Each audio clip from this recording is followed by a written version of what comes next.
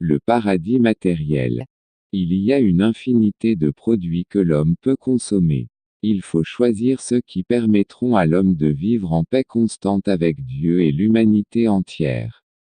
La science déterminera ces produits et leur mode de consommation. D'après certains versets du Coran qui nous décrivent la vie du paradis, nous pouvons déduire certains critères. Initialement la paix avec Dieu. Pour qu'il y ait la paix avec Dieu, nous avons donné un ensemble de critères dans le chapitre « Paradis spirituel », ces derniers seront complétés au fur et à mesure. Quant à la paix avec l'humanité, elle nécessitera en second lieu.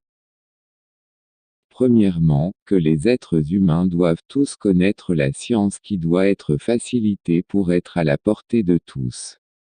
C'est avec cette science qu'ils pourront communiquer sans risque d'erreur.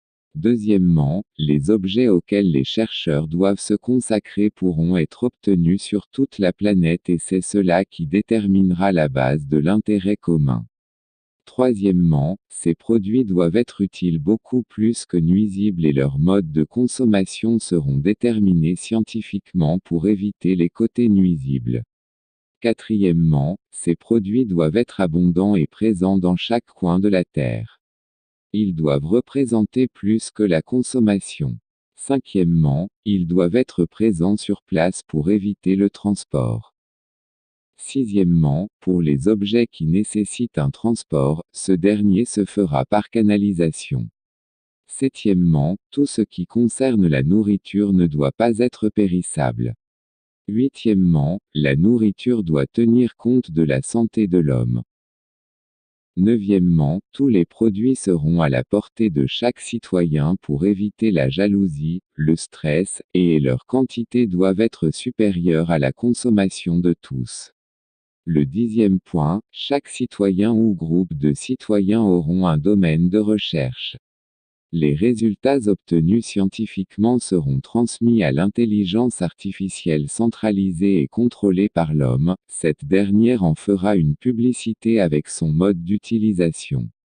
Le 11e point, il y aura un grand nombre de recherches. Chaque recherche se fera dans un domaine différent des autres pour résoudre les problèmes qui concernent l'humanité. Les résultats obtenus seront transmis à la centrale qui les diffusera pour l'utilisation de tous, ainsi tous les problèmes des êtres humains seront résolus progressivement, et l'évolution sera très rapide. Le point numéro 12, les moyens de communication doivent être simplifiés et à la portée de tous car le paradis est une vie où l'homme dépense le minimum d'efforts. Le flux des obligations doit tendre vers zéro, c'est-à-dire la vie sera d'une très grande facilité et d'une très grande qualité. Et dernièrement, quand l'homme fait du bien à autrui, il le fait à soi-même et son moral est très bon. Pour les croyants en Dieu, c'est la récompense de Dieu, le moral sera bon. Pour ceux qui ne croient pas encore, le moral est bon par réciprocité. Dans les deux cas, l'homme a l'intérêt de faire du bien, d'autant plus que le levier du bien est égal au nombre des humains actuels, avec le très grand besoin dans lequel se trouve l'humanité entière. D'autres critères existent, nous les citerons au fur et à mesure, et chaque scientifique peut nous en amener. En conclusion, le paradis, suivant les critères cités précédemment, est une vie où tous les efforts de l'homme seront économisés, en particulier la solution que recevra un être humain pour résoudre un ou plusieurs problèmes, sera donnée à tous les êtres humains. C'est une très grande économie de l'effort humain, et c'est la base de l'unité internationale.